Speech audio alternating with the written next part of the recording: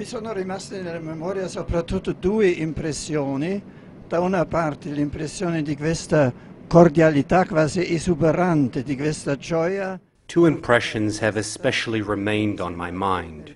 On one hand, the impression of this almost exuberant cordiality, this delight of a rejoicing Africa. I felt they saw in the Pope, let us say, the personification of the fact that we are the children and the family of God. This family exists, and we, with all our limitations, are part of it, and God is with us. In this manner, the presence of the Pope helped this sentiment. On the other hand, I was also moved by the spirit of meditative absorption in liturgy, the powerful sense of the sacred. In the liturgies, there was no self-presentation of groups, no self-animation, but the presence of the sacred, of God Himself. Even the movements were always movements of respect and awareness of the divine presence. This really impressed me. In addition, I must say that I was also profoundly affected by the death of the two girls during the stampede of people entering the stadium on Saturday. I prayed and continue to pray for them. Yet another two memories have remained on my mind.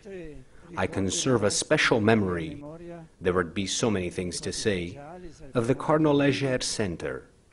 It touched my heart to see a world of so much suffering, all the suffering, sadness, and poverty of human existence, but also to see how state and church work together to help those who suffer. On one hand, the government administers this great center in an exemplary manner. On the other, the ecclesial movements collaborate to effectively help these people.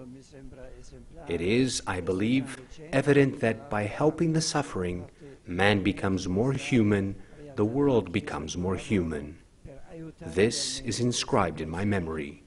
Then we delivered the Instrumentum Laboris for the Synod, and we also worked for the Synod.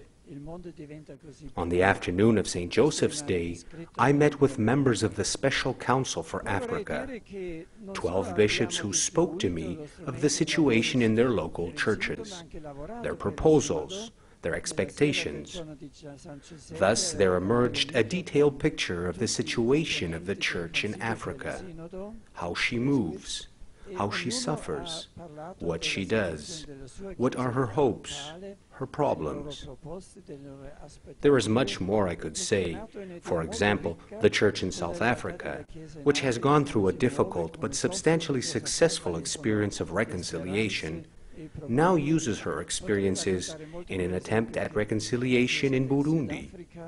And she seeks to do something similar, though facing enormous difficulties, in Zimbabwe.